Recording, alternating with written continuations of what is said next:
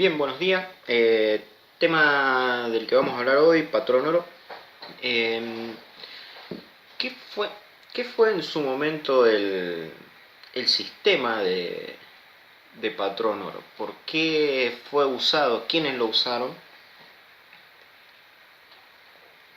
Y la verdad que es un tema que no me había tocado ni ver ni estudiar durante mis años de universidad. Las monedas era muy poco lo que veíamos con algunos profesores en particular. ¿Qué pasó, Furia? Vaya, vaya, el hincha. Y no era un tema en particular que tocáramos monedas, a pesar de que era tan importante, y si se tocaban muy por arriba. Generalmente profesores que teníamos de tinte un poco más liberal o más menemistas, como nos decían, eran los que hablaban de las monedas, los tipos de cambio más. El tema del patrón oro estudiándolo y viéndolo, era un sistema de convertibilidad. O sea, se le asignaba un valor al dinero en circulación, determinada cantidad de billetes correspondían a una onza troy de oro o a determinada cantidad de gramos de oro. Y eso era lo que circulaba. ¿Tuvimos en la Argentina patrón oro? Sí, sí tuvimos. Y leyendo acá a un tipo que es un general retirado, Raúl Racana, un artículo que él publica donde nos da... No hubo constancia en los momentos en los que se aplicó el patrón oro en Argentina. O sea que Argentina tiene una historia y una trascendencia inflacionaria ya de antaño. Porque acá nos dice que se aplicó el patrón oro desde el año 1867 al 1876. O sea, tuvimos ahí 9 años de uso del patrón oro. Después eso se abandona. Desde 1881 hasta 1886 se retoma. Nuevamente se vuelve a abandonar en el 86. En el 1903 al 1914 se vuelve a retomar, donde es abandonado, y posteriormente se usa del 27 al 29. Esa época del 27 al 29, quien gobierna la Argentina fue Marcelo Torcuato de Alvear, un presidente en teoría radical, pero de ideas conservadoras. Los conservadores, cuando gobernaban en la Argentina, iban utilizando el patrón oro a medida que les convenía. En lugar de dar previsibilidad monetaria a las personas y de tener un sistema que les permitiese a ellos realmente intercambiar esa cantidad de dinero por lingotes de oro o por gramos de oro, lo que se hacía era que estaba en teoría respaldado, pero después se generaba, después en la práctica no era así. Como siempre, la Argentina, desde épocas inmemoriales, con la avivada. Aún así, tengamos en cuenta que la Argentina hasta 1930 fue uno de los PBI más grandes del mundo. O sea, aún así, con todo este desastre que teníamos, había algo en la economía argentina, que es lo que quiero empezar a estudiar y a desentrañar. Había algo en la economía argentina que hacía que la economía argentina pujara de una forma increíble. Junto con Australia éramos uno de los 5 PBI principales del mundo. Australia lo sigue siendo. Nosotros tenemos peronismo y justicia social. Después Racana hace un par de enunciaciones muy buenas, donde viene y cae en el cliché de todos los keynesianos de hablar del déficit cero como que algo que le hace mal a una economía. A una economía no le puede hacer nunca mal que se gaste solamente el dinero que ingresa. Nunca a una economía le va a hacer mal. ¿Y por qué hablamos de que se gaste solamente el dinero que se ingresa? Porque el problema con los déficits es que los déficits se pagan o con deuda o con inflación. ¿Y quiénes son los que generan deudas e inflación? Son los estados.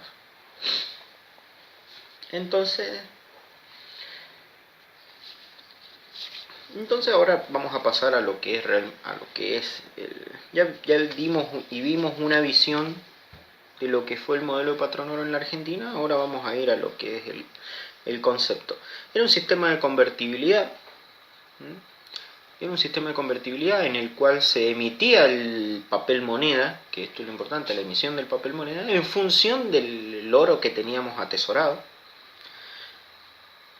Sinceramente, había que buscar virtudes o ventajas y desventajas. Yo las desventajas que me enunciaban no las consideré desventajas, que era el anclaje de la moneda, el que no se podía emitir de más y todo. Y en las virtudes teníamos el equilibrio de las relaciones monetarias, no había injerencia política y la constancia en el valor de la moneda, no había ni devaluación ni inflación. Esto es lo que genera un sistema de cambio fijo. O sea, si vos tenés en una economía 1.000.000 de onzas troy de oro, y lo que agarrás y decís, bueno, voy a emitir un billete equivalente a 1 peso argentino por cada onza troy de oro que yo tenga atesorada en mi banco central. Entonces vos tenés 1.000.000 de billetes circulando, 1.000.000 de pesos circulando en la economía. El ejemplo es muy burdo. Una onza troy hoy en día vale creo que algo de 16, como 1.300 y pico de dólares. A ver, $1.231. Eso es lo que vale hoy en día una onza troy. Vale. Supongamos, sigamos con este ejemplo. Entonces lo que vos tenés en la economía circulando es 1.000.000 de pesos equivalentes a 1.000.000 de onzas troy. ¿Qué sucede? Si el Banco Central pierde onzas troy, ¿qué sería lo lógico? Que el Banco Central rescate ese dinero que ya no está respaldado. Que ya no está respaldado por ese 1.000.000 de onzas troy que anteriormente teníamos. Supongamos que ahora tenemos 900.000 onzas troy, lo que tiene que hacer el banco es sacar de circulación 100.000 onzas troy. ¿Cuál es el sentido de esto? ¿En qué afecta a la economía? En el valor del billete que está circulando. El mercado, que es la gente, no es idiota, entiende y sabe muy bien y conoce muy bien de la percepción del dinero.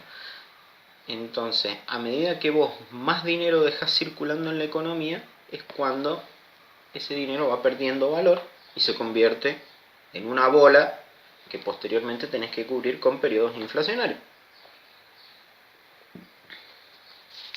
¿Dónde se origina? Se origina en Inglaterra.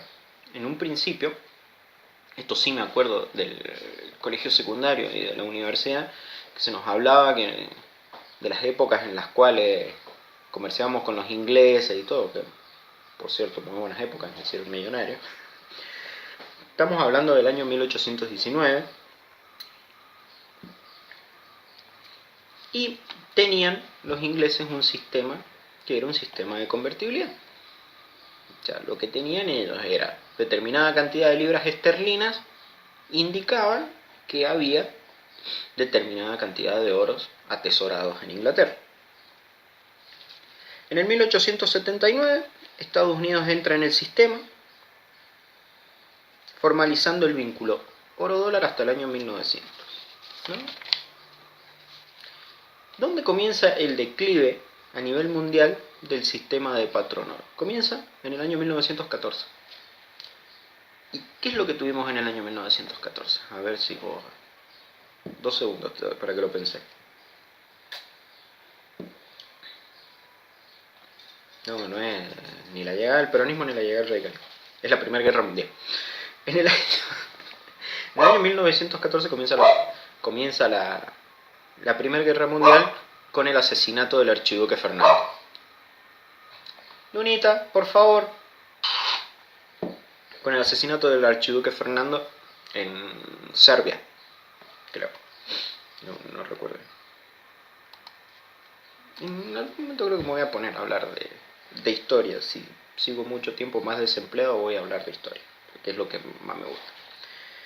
Historia y... bueno, biología no tanto. Vamos a darle la historia. ¿Qué es lo que pasa en esta época? Lo que pasa en todas las guerras. Faltaban recursos. faltaban recursos. Había que adquirir y comprar los recursos para el esfuerzo bélico. Esto mismo sucede en la década de los 40, con la Segunda Guerra Mundial. ¿Cómo hace Estados Unidos en la Segunda Guerra Mundial para no financiarse emitiendo dinero? Los famosos bonos. En Estados Unidos lo que se hace es todo un proceso en el cual se hacía publicidad, se hacían eventos y un montón de cosas en lo que se le pedía a la gente que invirtiera en bonos, los bonos de la guerra. Entonces esos bonos iban a dar interés y a futuro la gente iba a cobrar interés. El norteamericano lo entendió. Sinceramente no tengo recuerdos de cómo terminó eso, pero fue la forma que encontró Estados Unidos en su momento para no emitir dinero. En cambio, en el año 1914, los países lo que hicieron fue emitir dinero. Entonces, ¿qué generó esto? Una hiperinflación. En un principio, durante la guerra, al estar los mercados tan deprimidos y demás, no se notó. A la salida de la guerra, sí, Alemania fue quien más la sufre. Esto junto con el famoso Pacto de Viena, creo que era el Pacto de Viena, bueno, no me acuerdo ahora cómo era que se llamaba el Tratado de Paz de Alemania con Francia, que es lo que genera después el advenimiento del nazismo en Alemania y posteriormente el desencadenado de la Segunda Guerra Mundial.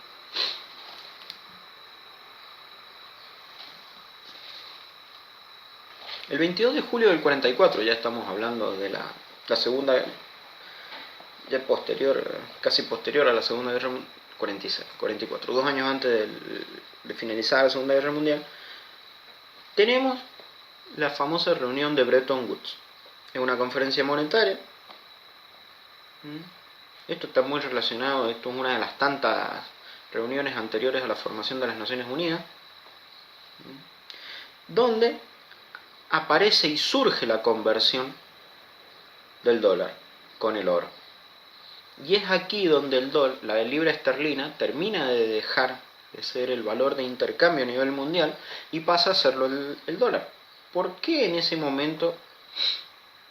Esto lo voy a hablar así a ojo de buen cubero, no es un tema que yo haya estudiado, pero ¿por qué surge el dólar en ese momento? Porque era la economía más grande del mundo. El dólar en ese momento era la economía más grande del mundo, sin contar con que el dólar en ese momento le estaba salvando el culo a Gran Bretaña. Gran Bretaña no podía hacer oposición ni frente a nadie, entonces, como economía fuerte, Estados Unidos se planta frente al mundo y dice, bueno, ahora la moneda de intercambio vamos a hacer nosotros.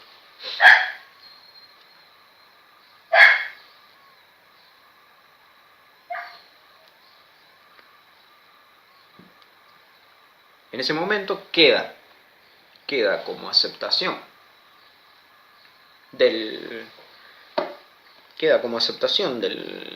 o sea, como paridad cambiaria, digamos, a nivel mundial, que $35 era equivalente a una onza de oro.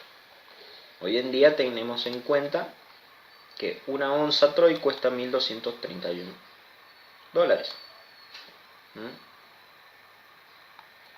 Entonces, podemos ver que desde el año 1944 hasta la fecha ha habido una variación del precio. Hemos tenido épocas en las cuales el oro se ha apreciado más, como por ejemplo fue el caso emblemático cuando ingresa China a los mercados, que China termina de abrir su economía al mundo. Después, la mayoría de los casos han sido por emisionismo monetario de parte de Estados Unidos. Sí, Estados Unidos emite dinero. En realidad, en el año 71, ¿quién estaba en ese momento? 1971 en Estados Unidos.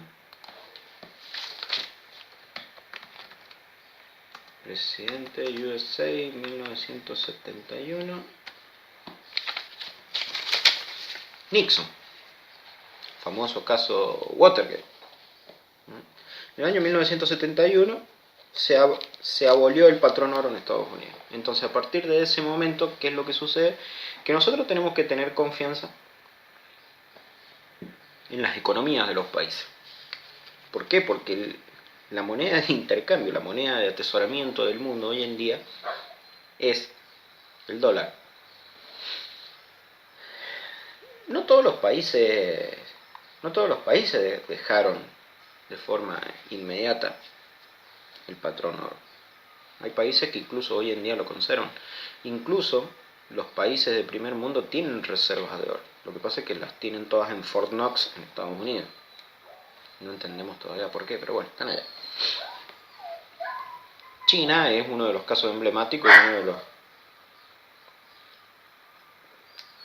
El perrito del vecino. Insoportable, choco. Bueno, en fin. Entonces, en el 71 Estados Unidos abolió el patrón oro y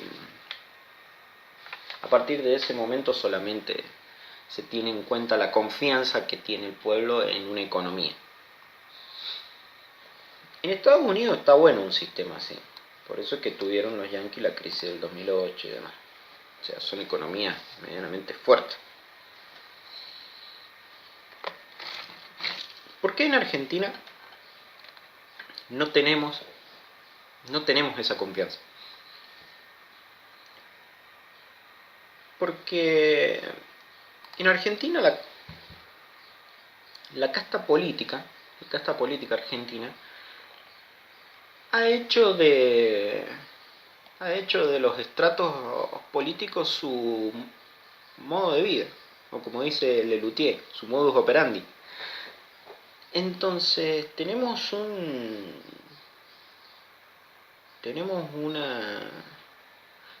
economía que está prácticamente destruida hoy en día. En Argentina estamos cada día más cerca de convertirnos en Venezuela.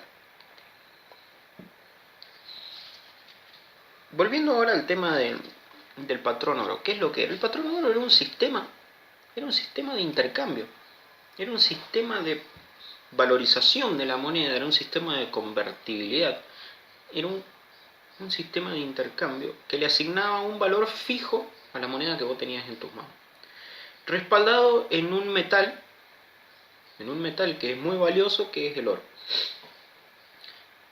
Hay sistemas en los cuales es bimetálico, oro y plata. Hace un tiempo con los chicos del Partido Libertario intercambiábamos un par de ideas de lo que era sistema monetario cuando justo coincidió cuando yo comencé a hablar de los temas de moneda y me nombraban un montón de monedas, de metales, platino, o sea, se podría armar una economía solamente en base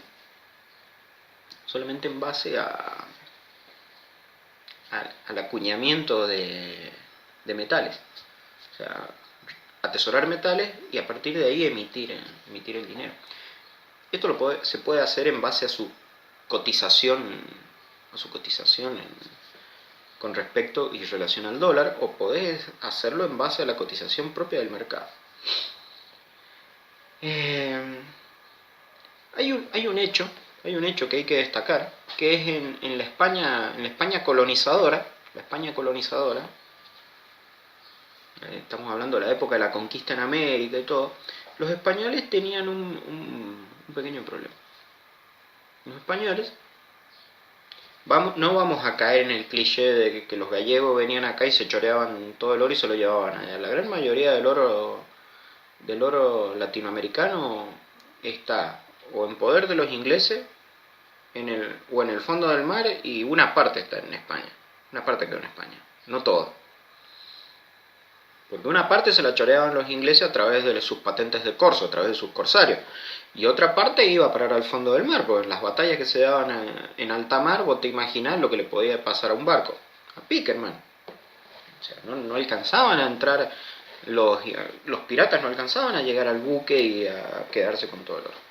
Pero sí llegó una parte muy grande del oro latinoamericano a España, eso es verdad, sí llegó. Y eso provocó. Y eso provocó algo bastante interesante. Provocó inflación. ¿Sabes por qué provocó inflación? Porque había sobreabundancia de oro.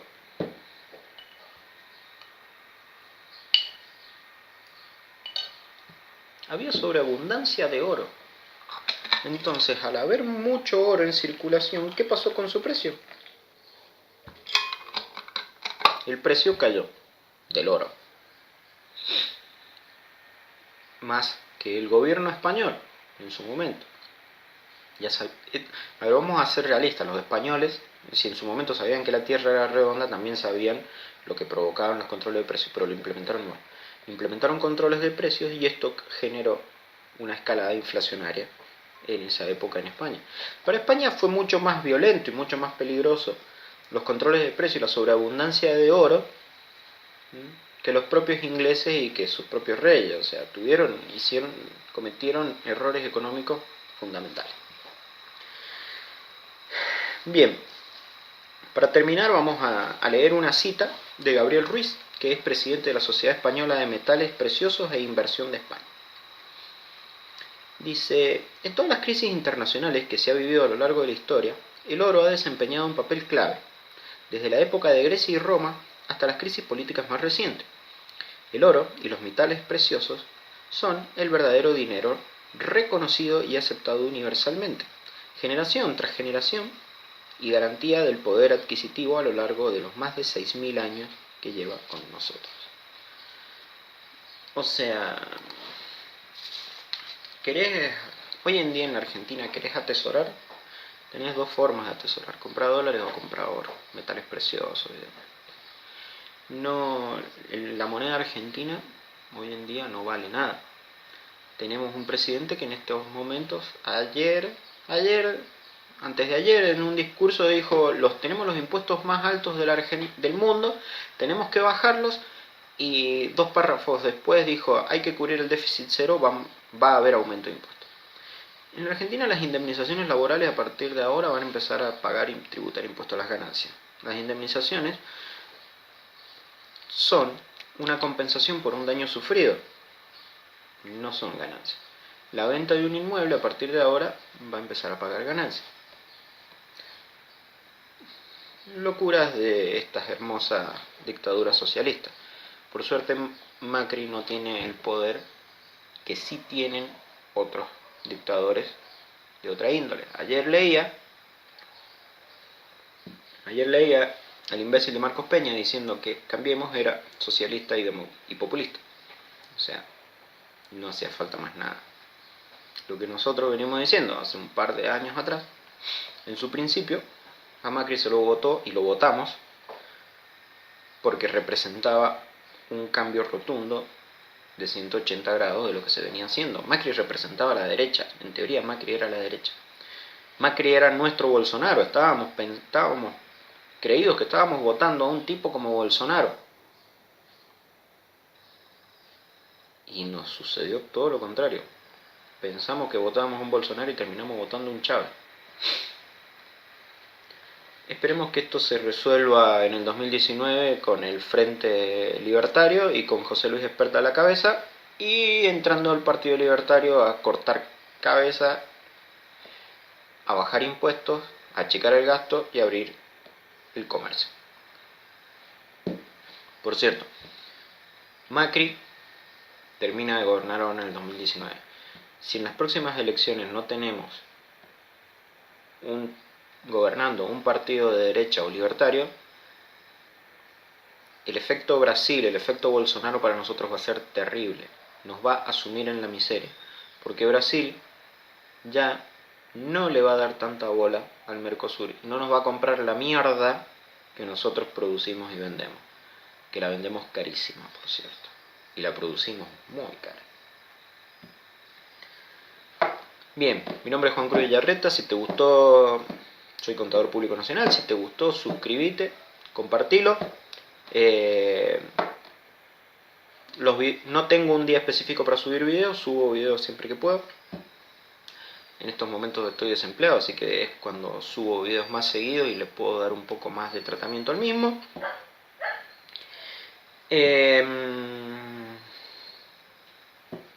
Si te gustó, suscríbete, compartilo, activa las notificaciones, así te llega siempre que subo un video. Y nos vemos en la próxima. Y si sos uno de mis seguidores habituales, gracias a María por recomendarme el programa de edición. Si sos uno de mis seguidores habituales y te interesa algún tema, déjamelo entre los comentarios. Ya más adelante vamos a ponernos a tratar. Tengo varios temas pendientes que ya me han pedido, como lo que es libertarismo. Hay un tema que sí me interesa, que voy a empezar a estudiarlo a partir de ahora, que es la salida final de Angela Merkel del gobierno de Alemania. Y eso se merece un repaso. Se merece un repaso enorme, porque lo que hizo esta mujer en Alemania fue increíble. Yo todavía no entiendo cómo, bueno, lo logró, porque la economía alemana está para eso y da para mucho más. Un abrazo y hasta la próxima.